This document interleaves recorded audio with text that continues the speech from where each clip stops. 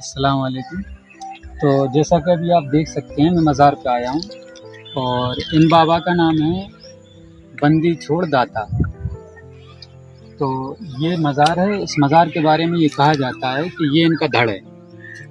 ये यहाँ पे धड़ है और जो धार है ना वहाँ पे इनका सर है।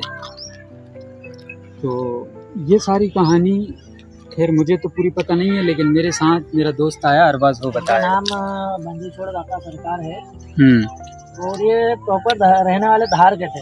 अच्छा। तो एक राजा हुआ करता था धार में। उसे एक श्राप मिला था कि तेरे यहाँ संतान पैदा नहीं होगी। तो उसका उपाय एक महाराज ने उनको बताया था, मतलब पुजारी ने बताया था कि 101 नए जोड़ों का तू कत्ल करेगा और उनके खून से कोई पूजा करेगा। अच्छा।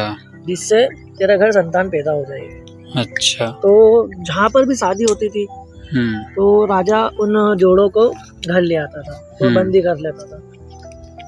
तो ये बात इन बाबा को पता चली, बंदी छोड़ बाबा को। और ये वहाँ पर गए और इन्होंने जंग लड़ी और उन जोड़ों को वहाँ से छुड़वाया था। और जब जंग हो रही थी तो इनका सर कलम कर दिया गया था, मगर फिर भी ये लड़ते रहे और लड़ाई करते करते यहाँ तक आ गए। तो इनका सर धार में है और इनका धड़ ये यहाँ पर रहेगा। और जैसे उन जोड़ों को इन्होंने निजात मतलब आजाद करवाया था, जब से इनका नाम बंदी छोड़ दाता पड़ गया। अच्छा। और मान्यता ये भी है बहुत से लोगों की कि जैसे उनके कोई रिलेटिव्स परिवार वाले अगर जेल में बंद है और यहाँ पर अर्जी लगा कर जाते हैं तो वो जेल से बाहर हो जाते हैं, मतलब शिफा मिल जाती है। अच्छा, मतलब जेल से रिहा हो जाते हैं। खैर तो ये दरगाह है और पहाड़ पे बनी हुई है। ये यहाँ पे पहाड़ कहाँ है? इधर दोनों साइड नदी है, खाई है, उस साइड में नदी है और इस साइड में। अच्छा, ये नदी है इधर और उस तरफ भी नर्मदा है, वो मान नदी। अच्छा, ये जो मंदिर भी है पास में, ये मज़ार है और ये मंदिर है।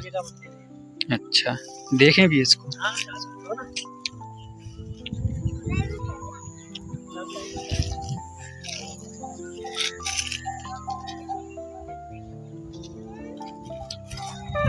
ये हनुमान जी का मंदिर है।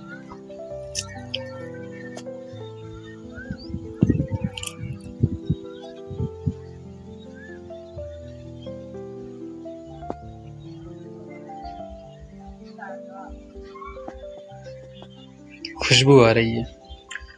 इसके बारे में कहा जाता है, ये जो मंदिर जो मेरे पीछे आप देख रहे हैं, इसके बारे में कहा जाता है कि ये जो है ना ज़मीन से उत्पन्न हुआ था। इससे पहले इसके जो दरो दीवार है ना आसपास के, वो दरो दीवार बाद में बनाए गए हैं। ये जो मूर्ति प्रकट हुई थी नीचे से, और फिर जब मूर्ति प्रकट हुई तो तब लोगों ने फिर आइट साइड में दीवारें उठा दी थी। और इन दोनों के अगर इतिहास की बात करूं तो कोई ठोस एविडेंस तो फ़िलहाल नहीं है, लेकिन बताते हैं कि ये जो मज़ार है इस मंदिर से ज़्यादा पुरानी है ये मज़ार। और भी लोगों की कई मान्यताएं हैं,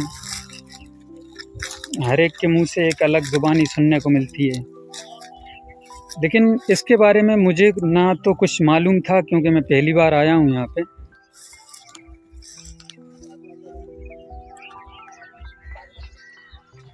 और अभी हम जिस गांव में हैं उस गांव का नाम है बाकानेर,